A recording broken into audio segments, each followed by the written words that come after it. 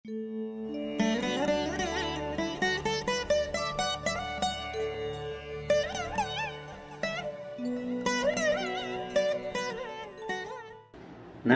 வணக்கம். எல்லோரும் நன்றாக இருப்பீர்கள்.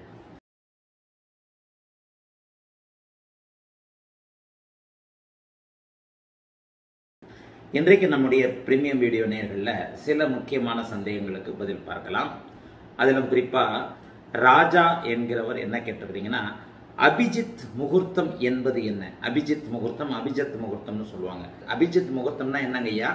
அது எவ்வாறு கணிக்கப்படுகிறது? எதற்கு பயன்படுத்தப்படுகிறது? இந்த முகூர்த்தத்தில் லக்னம் ராசி அமைந்தால் நல்லதா ஐயா? விளக்க வேண்டுகிறேன். இந்த அபிஜித் முகூர்த்தத்திலே யமகண்டம், ராகுகாலம், பாப கிரகத்தின் ஹோரையும் வருகிறதுன்னு சொல்றீங்க. பொதுவாகவே ஒரு சின்ன சின்ன சந்தேகங்கள் இருக்கக்கூடிய ஒரு நிலையில இந்த அபிஜித் முகூர்த்தம் அப்படிங்கிறது ஒண்ணு.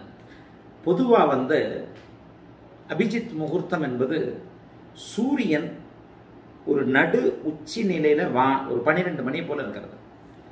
ஒரு பகல் 12 மணிக்கு சூரியன் மிக வலுவான ஒரு நிலை அமைப்புல இருப்பார் இல்லையா? அந்த நிலையத்தான் அபிஜித் முகூர்த்தம் அப்படின்னு சொல்லப்படுகிறது. நமக்கு ஒளி கொடுக்கின்ற கிரகமே சூரியன் தான். அப்ப நமக்கு ஒளி கொடுக்கின்ற சூரியன் வலுவாக இருக்கின்ற தன்மையில தான் நல்லவைகள் நடக்க வேணும். இன்னொன்னு கவனிச்சிருக்கிறீங்களா? பகல் காலையில 11 மணி 12 மணிக்குள்ளேயே முகூர்த்தத்துல முடிச்சிடறோம்ல. திருமணம் போன்ற விஷயங்கள் எல்லாத்தையுமே காலையில ஒரு 10:30 11 மணிக்குள்ளேயே முடிச்சுக்கிறோம் இல்லையா? அதற்கு காரணம் சூரியன் தன்னுடைய ஒளி மங்க ஆரம்பிக்கின்ற ஒளி தரும் சூரியன் உச்ச நிலையிலிருந்து இறங்கியதற்கு பிறகு எந்த விதமான நல்ல அமைப்புகளையும் நம்ம செய்யறதில்லை. சுபகாரிய அமைப்புகள் அதுதான். இந்த அபிஜித் முகூர்த்தம் அப்படிங்கிறது சூரியன் தன்னுடைய ஒளி உச்ச நிலையை அடைகின்ற ஒரு 12 மணி சுமாருக்கு முன்பின் 24 நிமிடங்கள் கொண்ட 48 நிமிடம் தான் அபிஜித் முகூர்த்தம்னு சொல்லப்படுகிறது.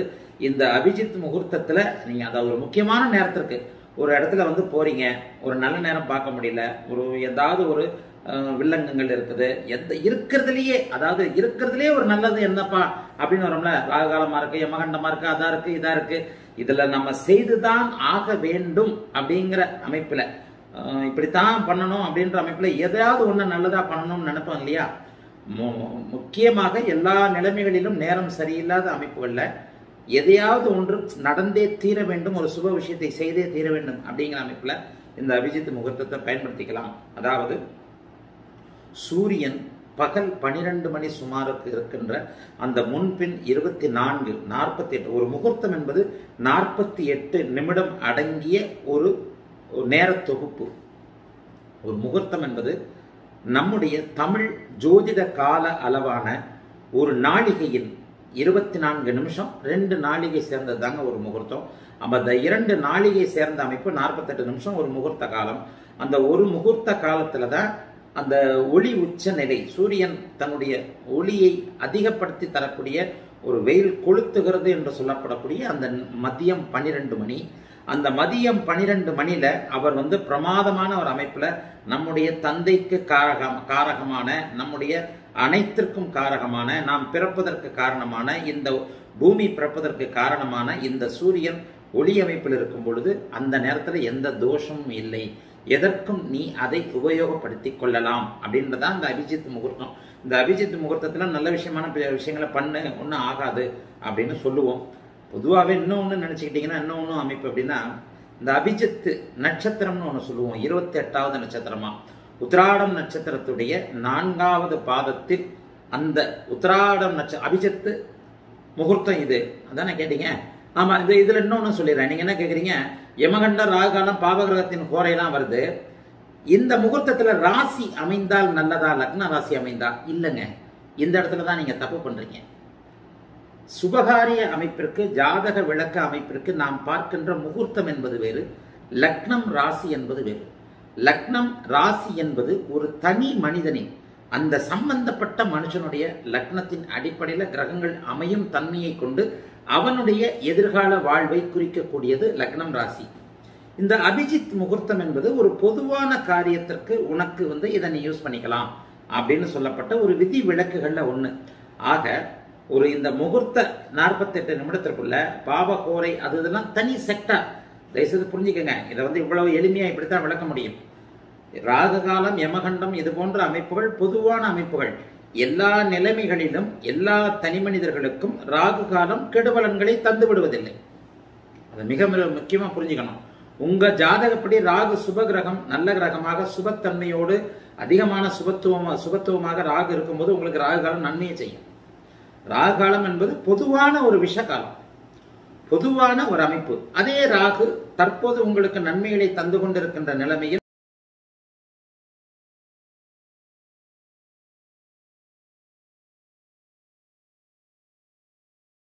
உங்களுடைய பிறந்த ஜாதக அடிப்படையில் இருந்தால் அந்த ராகு காலம் உங்களுக்கு நன்மைகளை செய்யும். இது பூரணமான விதி. எதையுமே பொதுவாகவும் பார்க்கக்கூடாது. அபிஜித் முகூர்த்தத்திற்கும் தனி மனிதனை பற்றி மட்டுமே உணரக்கூடிய லக்னம் ராசி அமைப்புகளுக்கும் சம்பந்தமே இல்லை. இது வேறு அது வேறு. இது ரெண்டையும் கொண்டு வந்து ஜாயின் பண்ணாதீங்க. அபிஜித் முகூர்த்தத்தில் லக்னம் அமைஞ்சா என்ன கிடையாது, தப்பு.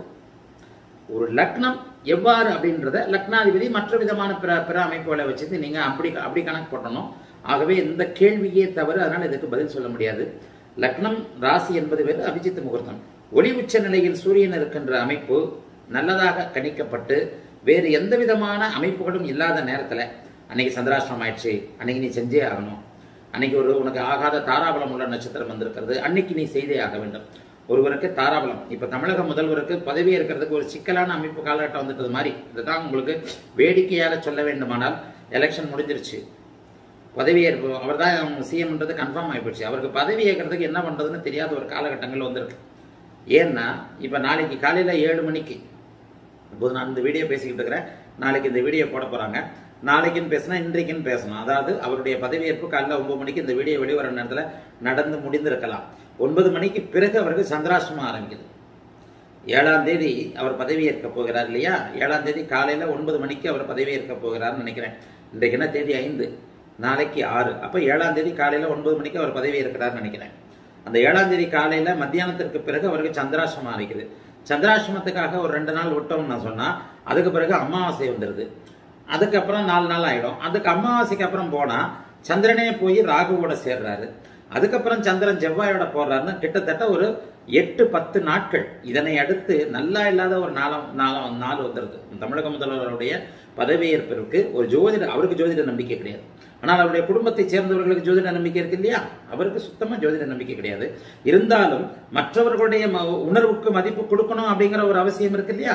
ஆக அதனை அடுத்து வரக்கூடிய ஒரு சில நாட்கள் காலகட்டங்கள் இயற்கையாகவே நன்றாக அமையாத ஒரு சூழல்கள்ல இருப்பதில் எது நல்லதோ அப்படிங்கிற தலைப்புல இப்ப நாளை 7ஆம் தேதி காலையில 9 மணி போல அவர் அவருடைய 7ஆம் இடத்திலேயே சந்திரன் இருக்கும்போது பதவியேற்கக்கூடிய ஒரு சில நிர்பந்தங்கள் வந்துருச்சு. நான் ஒரு உதாரணத்துக்கு தான் சொல்றேன். இது போன்ற நிர்பந்தங்கள் தனி மனிதனுடைய வாழ்க்கை அமைப்புகள்ல வரும் பொழுது, ராகுகாலமா இருக்குது, யமகண்டமா இருக்கு, உனக்கு சந்திராஷ்டிரமமா இருக்கு, உனக்கு தாராபலம் இல்லை, அத்தனை நிலைமைகளையும் வந்திருக்கின்ற ஒரு சூழலில் சில நேரங்களில் இது போன்ற அமைப்புல எதையும் பார்க்க தேவையில்லை. அனைத்திற்கும் ஆதாரமான சூரியன் பகல் 12 மணி அளவில் வலுத்திருப்பான் அப்படிங்கிற அமைப்பு அந்த அபிஜித் நட்சத்திரம், அந்த அபிஜித் முகூர்த்தம். அந்த அபிஜித் முகூர்த்தத்துல நீ எல்லாம் பண்ணலாம். அந்த கோரை கரை எல்லாம் பார்க்க வேண்டாம். ஏற்கனவே கோரையெல்லாம் நல்லா இல்லாத ஒரு சூழ்நிலைக்கு உபயோகப்படுத்த வேண்டியதுதானே அது. அதனால அதை பார்க்கலாம் அப்படின்றது விதி. நான் ஏற்கனவே சொல்லியிருக்கிறேன், ஏகப்பட்ட விதிகளும் விதிவிலக்குகளும் உள்ள ஒரு சாஸ்திரம் இந்த ஜோதிட சாஸ்திரம். எதை எங்கே பொருத்தி பார்க்க வேண்டும் அப்படிங்கிறதுல நீங்க தெளிவா இருக்கணும். இப்போது நான் சொன்னதை போல இந்த நிலைமையில எதுவுமே இல்லை, கிடக்கிறது கிடக்கட்டும், கிளவியை தூக்கி மனையில வையா அப்படின்னு கிராமங்கள்ல சொல்லுவாங்க. பொண்ணே கிடைக்கலையா, கிடக்கிறது கிளவியை தூக்கி மனையில வையா, அப்புறம் பார்த்துக்கலாம் அப்படின்னு சொல்லுவாங்க இல்லையா? அது போன்ற நிலைமைகளுக்காக உபயோகப்படுத்துவதற்கு சொல்லப்பட்ட ஒரு சிறிய விதிவிலக்கு இந்த அபிஜித் முகூர்த்தம். இந்த அபிஜித் முகூர்த்தத்துல எதையும் செய்யலாம், ஒரு ஆபத்திற்கு உதவுகின்ற ஒரு முகூர்த்தம்னு சொல்லப்பட்டிருக்கிறது. இந்த ஒளி உச்ச நிலைமைக்கு சூரியன் வலுத்திருக்கின்ற காலத்திற்காகத்தான் சுபகாரியங்கள் எல்லாத்தையுமே நம்ம காலையில 11 மணி 11:30 மணிக்குள்ளேயே 10 to 11 நம்ம முடிச்சிருவோம். அந்த 12 மணிக்கு பிறகு காலை 6 மணிக்கு உதித்து மாலை 6 மணிக்கு சந்தியா வந்தனத்தில், அதாவது சாயர காலத்துல 12 மணி நேரம் மட்டுமே நமக்கு பிரகாசமான ஒளியை தருகின்ற சூரியன் முதல் 6 மணி நேரத்தின் உச்சநிலையான 12 மணிக்கு பிறகு தன்னுடைய ஒளி அமைப்பை மெதுமெதுவாக இழக்க ஆரம்பித்து மாலை 6 மணிக்கு பிறகு இல்லாமல் போகிறார். ஆகவே நாம் காலை 6 மணியிலிருந்து 12 மணிக்குள் நம்முடைய சுப விஷயங்கள், வாழ்க்கை ஆரம்ப விஷயமான கல்யாணம் போன்ற விஷயங்களை நம்முடைய இந்துக்கள் நம்முடைய கலாச்சாரத்தின் அடிப்படையில் வச்சுக்கிறோம். நம்முடைய தேசத்திற்கு ஒளி அவசியமான ஒரு தேசம். அதனால இந்த அமைப்புகளை வச்சுக்கிறோம். இதைத்தான்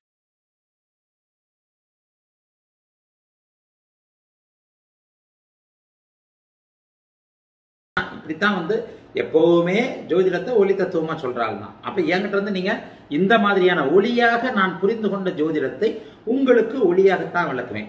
சரி, அடுத்து நீங்க கேட்காதே ஒரு கேள்விக்கும் பதில் சொல்லிடுறேன். அபிஜித் நட்சத்திரம்னு ஒண்ணு வருதே, 28வது நட்சத்திரம் என்று அதை சொல்லி இருக்கிறார்களே, அது என்ன மாதிரியான அமைப்புகள் ஐயா, உண்மைதானா? அது என்ன அப்படின்னா, அதுவும் ஒன்று சொல்லப்பட்டிருக்கிறது.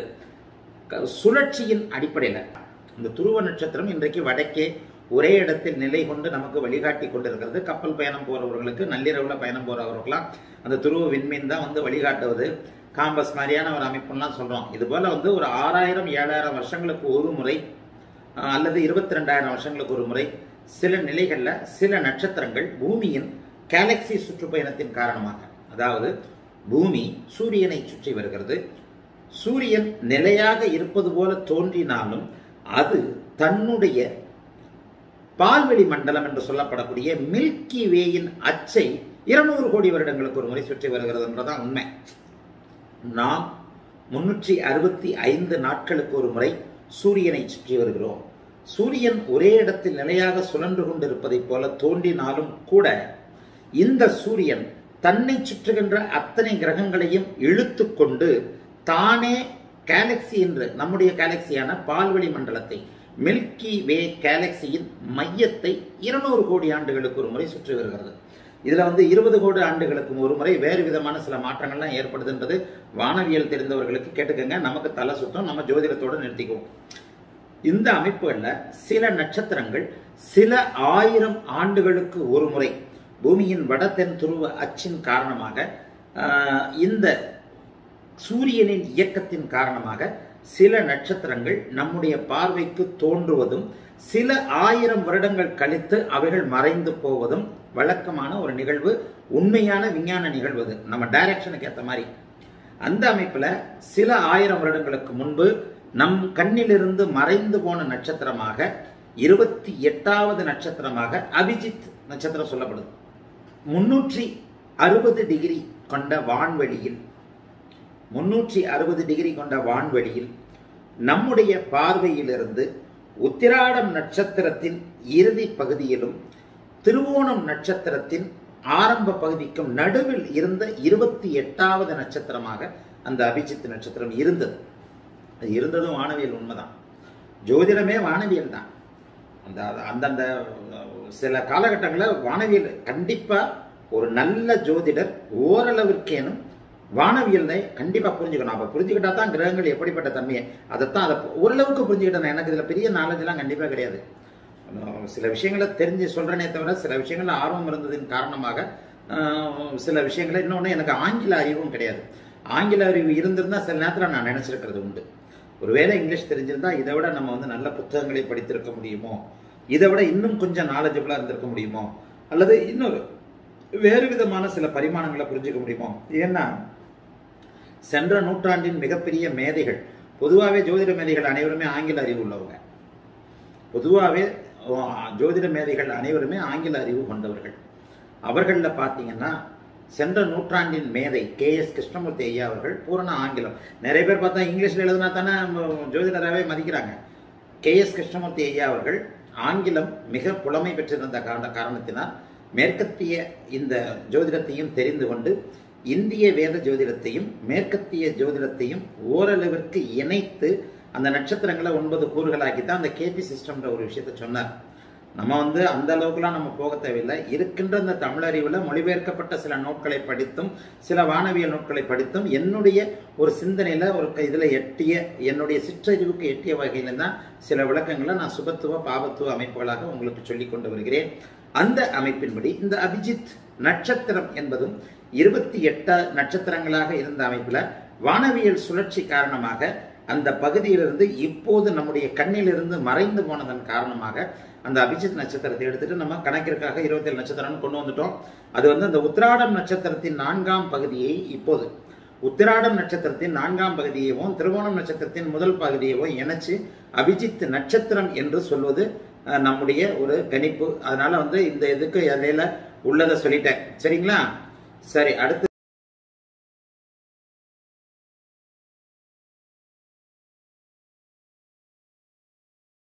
ஒரு 2-3 பேர் இருந்து இன்னைக்கு ஒரு இன்ட்ரெஸ்டான சில கேள்விகள்லாம் கேட்டிருந்தீங்க.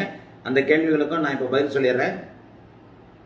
புது ஆளுங்கள்லாம் வேற கேள்வி கேட்டுருக்கிறீங்க. புது ஆளுங்க எல்லாமே வந்து சில நிலைகளில் ஒரு நல்ல நல்ல கேள்விகள்லாம் கேட்டிருக்கிறீங்க.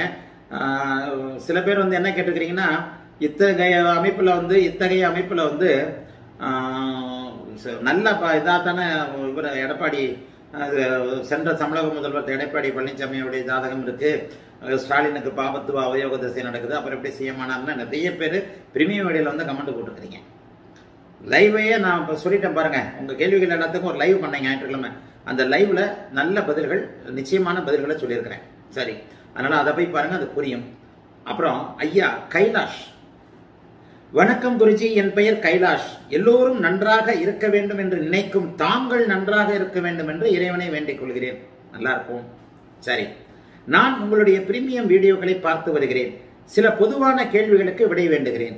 என்னுடைய கேள்விகள் பேசிக் என்று தோன்றினால் மன்னிக்க வேண்டுகிறேன். பேசிக்கா இருந்தா கூட சில நிலைகளில் நான் இப்போ வந்து ரொம்ப கவனமா இருக்கிறேன்.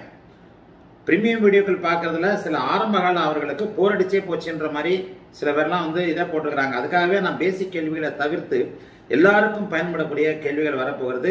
இந்த பேசிக் கேள்விகள் எல்லாம் முடிச்சு ஆன்லைன் கிளாஸஸுக்கே இதுதான் காரணம்.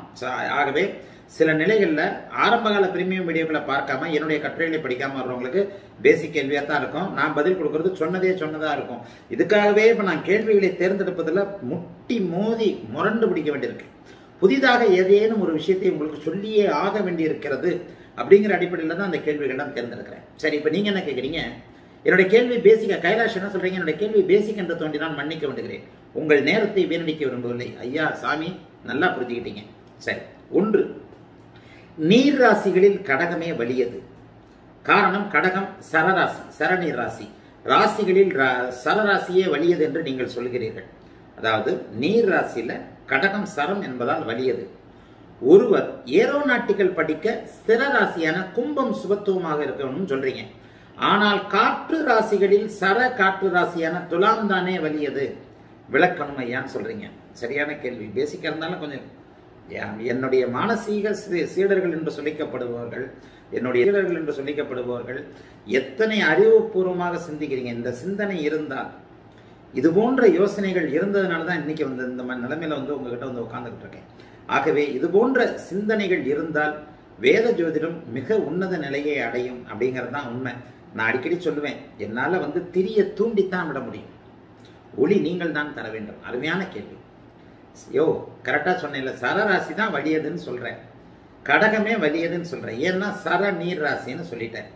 அப்ப ஏரோநாட்டிகளுக்கு காற்று ராசிகள்ல காற்று சரராசியான துலாம் ராசி தானே வலியதாக இருக்க வேண்டும். அதை விட்டுட்டு நீ வந்து கும்பம் ஸ்திர ராசியான கும்பம் காற்று ராசி தானே ஏரோநாட்டிக்கல் படிக்கிறதுக்கு இதா இருக்கணும்னு சொல்றேன் அப்படின்னு கேட்குறீங்க. கரெக்டான கேள்விதான். ஆனா ஏரோநாட்டிக்கல் படிக்கிறவங்களுக்கு எல்லாம் கும்பம் தானே சுபத்துவமா இருக்கு. கும்பத்துல தான் குரு உட்கார்ந்துருக்கிறாரு, கும்பத்தை தான் குரு பார்க்கிறாரு. என்ன காரணம்? சரி, யோசிக்க வேண்டியதானே கைலாஷ். ஏன் யோசிக்காமையே வந்து குரு கிட்ட கேள்வி கேட்குறீங்க? சரி, ஏரோநாட்டிக்கல் வான்வெளி, விண்வெளி, விமானம் நீரில் இயக்கப்படுவதில்லை, காற்றில் இயக்கப்படுவது. சரி, சர ராசிகள்ல கடகம் வலுத்திருக்கிறது, நீர் ராசிகள்ல கடகம் வலுத்திருக்கிறதுனா சந்திரன் என்ன கிரகம்? ஜல கிரகம். சந்திரன் நீர் கிரகம். அந்த சந்திரனுடைய நீர் தத்துவ ராசி என்ன ராசி? கடக ராசி. சந்திரனும் நீர் கிரகம், கடகமும் நீர் ராசி. ஆகவே கிரக இணைவின் அமைப்புல நீர் கிரகத்தின் நீர் தத்துவ வீடு நீரால் ஆன விஷயங்களுக்கு சரியான வீடு. சரி, சனி என்ன கிரகம்? வாயு கிரகம். புரிஞ்சிருச்சா? இனிமே சொல்ல வேண்டாமா? இனிமே சொல்ல வேண்டாம். துலாம் சுக்கிரனும் நீர் கிரகம்.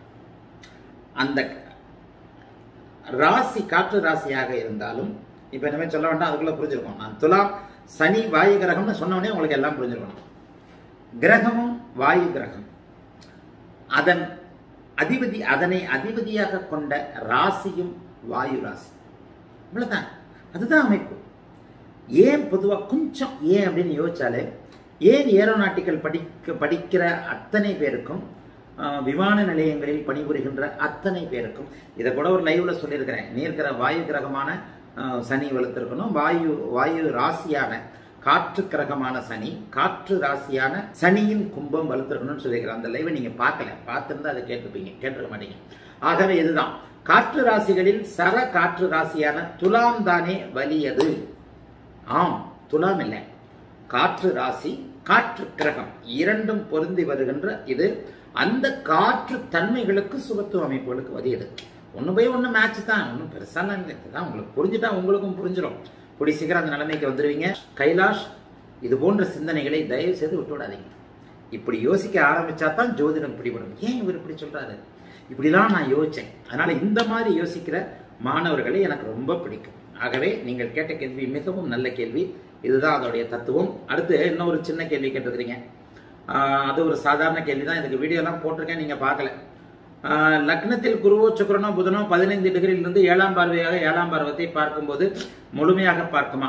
அதாவது நீங்க கேட்குற கேள்வி என்னன்னா, ஒரு இடத்துல 15 டிகிரியில் இருக்கின்ற ஒரு கிரகம் நேர் எதிராக 15 டிகிரியா அடுத்த விட்ட பார்க்குறோமா, அந்த கிரகத்தோட ஒளி அமைப்புகள். இதுக்கு ஒரு வீடியோவே ஆர்டிகல் போட்டிருக்கேன், ஆர்டிக்கல வீடியோவை போட்டிருக்கோம் பாருங்க. ஒரு டிகிரி, ஒரு கிரகத்துடைய முழு பார்வை நேர் 10 டிகிரி, இந்த பக்கம் 5 டிகிரி, அந்த பக்கம் 5 டிகிரி இருக்கும். அதற்கடுத்து ஒரு கிரகத்திற்கு சென்டர் புள்ளியிலிருந்து 15 டிகிரி 15 டிகிரிக்கு பார்வை இருக்கும். அந்தந்த கிரகத்தின் ஒளி தத்துவத்தை அமைப்பை பொறுத்து குருவின் பார்வை, நிறைமதி பூரணச்சந்திரனின் பார்வை, பாவ கிரகங்களின் பார்வைன்னு நீங்க புரிஞ்சுக்கணும். இப்படித்தானே ஒரு டார்ச் லைட்டை ஆன் பண்றோம், அந்த டார்ச் லைட்டின் ஒளி இப்படித்தானே போய் விடுது. ஒரு புள்ளியிலிருந்து ஆரம்பித்து இப்படி ஒரு விரிச்சுத்தானே போகுது. அது மாதிரி புரிஞ்சுக்கங்க. ஒரு கிரகம் தான் இருக்கும் நேர் புள்ளியை, இந்த புள்ளியிலிருந்து 180வது டிகிரியில அந்த பக்கம் 5 டிகிரி, இந்த பக்கம் 5 டிகிரி, 10 டிகிரி ஆழமான பார்வையும், அந்த பக்கம் 10 டிகிரி, இந்த பக்கம் 10 டிகிரி ஆழமும் கொஞ்சம் மிதமான பார்வையும், ஒரு சற்று குறைவான பார்வையை இந்த பக்கம் 15 டிகிரி, இந்த பக்கம் 15 டிகிரி. இதுதாங்க. இதுல தான் இந்த பாவக தத்துவங்கள்லாம் வருது. சில நேரங்கள்ல ஓரத்தில் இருக்கின்ற கிரகம், ஒரு ராசி முனையின் ஓரத்தில் இருக்கின்ற கிரகம் பார்வையை பெற்றிருப்பது போல தோன்றினாலும் அந்த 15 டிகிரி விளக்கத்திற்கு அப்பால் 20 டிகிரிக்கு அப்பால் இருக்கும் பொழுது அந்த பார்வை இருக்காது. அதே நேரத்தில் உச்சம் குருவின், பௌர்ணமி சந்திரனின் சுப ஒளியில மிகுந்த ஒளி அமைப்புகளோடு பங்கமற்று இருக்கின்ற குருவின் பார்வை இதையும் தாண்டி செல்லும். அதைத்தான் சந்திர அதியோகம்னே சொல்லும். கடக குருவுக்கு நிகரற்ற பார்வை உண்டு. கிட்டத்தட்ட 30 டிகிரி பார்வைன்றது அது 60 டிகிரி பார்வையாக கூட விவரிச்சுக்கலாம். சில நிலைகள்ல இது ஆன்லைன் கிளாஸஸ்ல சொல்லி தர்றேன். நிறைமதியின் பூரண சந்திரனின், பௌர்ணமி சந்திரனுடைய சந்திர அதியோக அமைப்பும் இதை தான். பாருங்க, நேர் ஒரு ராசியை 30 டிகிரி பார்க்கறதுக்கு பதிலாக 90 டிகிரி பார்வை 6, 7, 8ஆம் இடங்களுக்கு சொல்லிடுறோம். ஆனால் அது கூட அந்த சந்திரனின் ஒளி அந்த ஸ்தானங்களை வலுப்படுத்துவதை விட, பாவகங்களை சுபத்துவப்படுத்துவதை விட கிரகங்களைத்தான் சுபத்துவப்படுத்துவதுன்னு சந்திர அதியோகம் சொல்லப்பட்டிருக்கிறது. ராசிகள் யாரோ ஒருத்தர் கூட இதில் கேட்டிருந்தீங்க, அதுவும் சுபத்துவம் தானே? இல்லை, ராசிகளுக்கு அதியோகம் சொல்லப்படவில்லை, கிரகங்களுக்குத்தான் அதியோகம் சொல்லப்பட்டிருக்கிறது. இதெல்லாம் கொஞ்சம் மைனூட்டான விஷயம். கைலாஷ் உங்களுக்கு புரியுதான்னு தெரியல, எளிமையாக ஆன்லைன் கிளாஸஸ்ல சொல்லித்தரேன். இந்த டிகிரி கணக்குகளை மட்டும் இப்போதைக்கு பார்த்துக்கிட்டீங்கன்னா போதும். சரியா? மீண்டும் அடுத்த வீடியோவில் பார்க்கலாம்.